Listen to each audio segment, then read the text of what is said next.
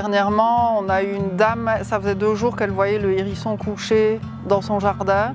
D'abord, il faut savoir qu'un hérisson vu la journée n'est pas normal du tout.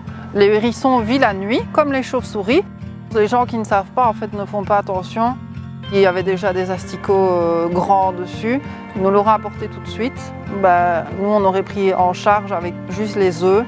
C'est une autre prise en charge. C'est d'autres soins qui sont beaucoup plus légers. Le hérisson est décédé.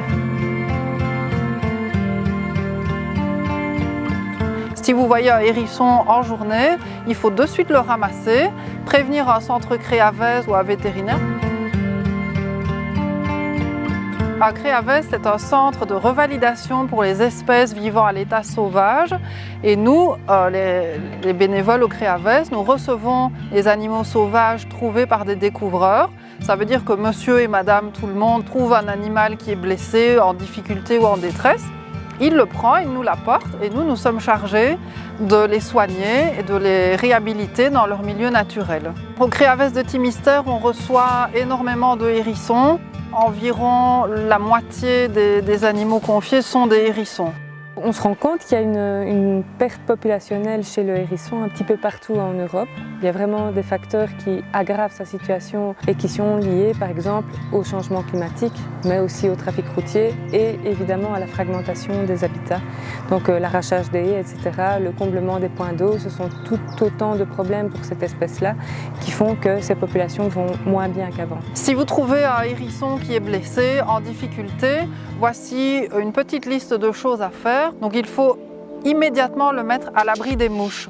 Pourquoi? Parce qu'en journée, les mouches vont pondre sur le hérisson, ce qui va donner des asticots. Vous l'isolez dans une boîte en carton percée de petits trous. Souvent, l'animal va être en hypothermie. Donc vous prenez une bouteille d'eau, vous remplissez ça d'eau chaude, vous entourez d'un petit linge pour ne pas non plus brûler l'animal. Toujours bien contacter un centre Créavès avant pour avoir la bonne marche à suivre. Le mieux pour le hérisson, c'est d'avoir un jardin avec des petites zones laissées à l'état sauvage. Par exemple, une bande d'herbe non tondue, un petit coin où on va laisser les feuilles tomber à l'automne, un tas de bois. Le hérisson adore ce qui n'est pas trop rangé. On a quand même pas mal d'entrées de hérissons qui sont blessés à cause d'objets humains comme des robots tondeuses et des débroussailleuses. On a beaucoup de décès avec ces blessures-là. Le hérisson, pour se protéger, en fait, il se met en boule. À l'inverse d'un renard ou d'un lièvre qui, lui, s'il voit un danger, il va courir et il va se sauver. Le hérisson, lui, il s'arrête et il se met en boule. Et votre robot tondeuse continue à avancer. Le hérisson, normalement, ne sort pas la journée. Si vous faites tourner votre robot tondeuse la journée, normalement, il n'y a aucun risque de croiser l'animal. Le hérisson adore les tas de bois, les tas de feuilles, les hautes herbes. C'est peut-être aller passer sa main, s'assurer que l'animal n'est pas là avant de débroussailler et de tondre. Le jardinier, il veut parfois avoir un jardin bien propre. Et donc il utilise parfois les fameux grains bleus à limaces. Le problème, c'est que ces grains-là peuvent être aussi ingérés directement par les hérissons et en fait ils peuvent en mourir également. Dans le jardin, le hérisson est vraiment un allié du jardinier. Il mange toute une série d'invertébrés, y compris des escargots, des limaces, etc. Disons qu'en fait, si on n'utilise pas de produits chimiques pour faire pousser nos jardins, nos légumes, etc., on voit se développer aussi toute une faune connexe, par exemple des vers luisants, des carabes pourprés, des hérissons qui arrivent dans le jardin et qui font ce travail de consommer les indésirables au jardin, en partie en tout cas. C'est le fait d'arriver à l'équilibre qui permet vraiment de faire en sorte que la nature soit un allié. Donc on peut aussi essayer d'évacuer les animaux qui ne nous plaisent pas en utilisant des pièges mécaniques, la bête blanche retournée sur le sol sous laquelle les limaces vont aller se cacher pendant la nuit et qu'on n'a qu'à retourner le matin. Il y a toute une série de trucs et astuces qui sont possibles pour essayer de contrôler son jardin en étant un peu plus fair-play pour la nature de façon générale. Un hérisson en dessous de 600 grammes ne passera pas l'hiver. Il n'a pas les réserves suffisantes pour pouvoir hiberner. On a ce qu'on appelle des petites portées tardives. Ce sont des jeunes hérissons qui n'auront pas le poids suffisant pour passer l'hiver. Et eux, il faudra alors les ramasser et les apporter dans les centres Créavès. C'est vrai qu'avant, on disait de ne pas aider cet animal-là parce qu'il avait tout ce qu'il fallait. Ici, avec le changement climatique, on a des hivers beaucoup plus doux, un redout de 15 degrés en février. Là, le hérisson, il va sortir de son hibernation. Ça veut dire qu'il va consommer ses réserves et il ne va pas trouver de la nourriture en février. Il n'y a pas encore d'insectes, il n'y a pas encore de choses pour le nourrir. S'il y a un redout en hiver, de mettre des coupelles d'eau et de mettre un peu de nourriture, des croquettes pour chat de bonne qualité pour aider les hérissons. L'été, on a de plus en plus de chaleur et de canicule.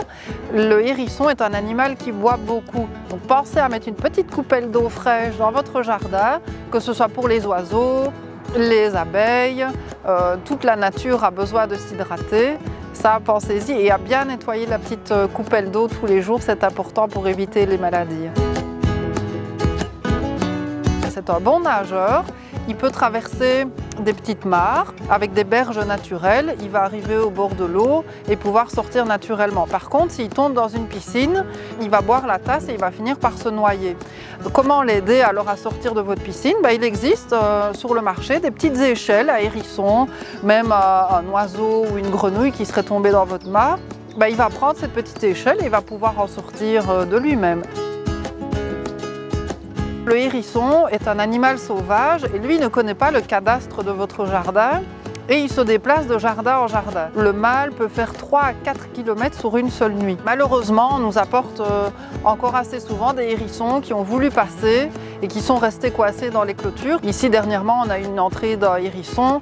On ne sait pas encore à l'heure actuelle si on va pouvoir lui sauver sa patte.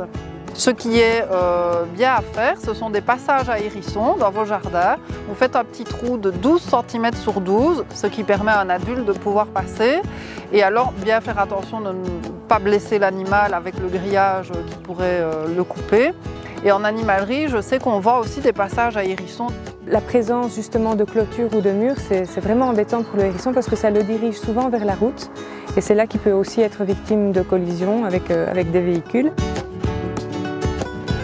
Ceux qui sont remis en liberté peuvent être suivis à l'aide de petites gaines qu'on pique sur les picots du hérisson et qui permettent son identification. C'est une opportunité pour pouvoir voir ce que donne la revalidation de ces animaux. Donc effectivement, il y a une partie de ces animaux-là qui meurent, mais ça permet aussi de savoir ce qui s'est passé entre le lâcher d'un animal et son observation nouvelle.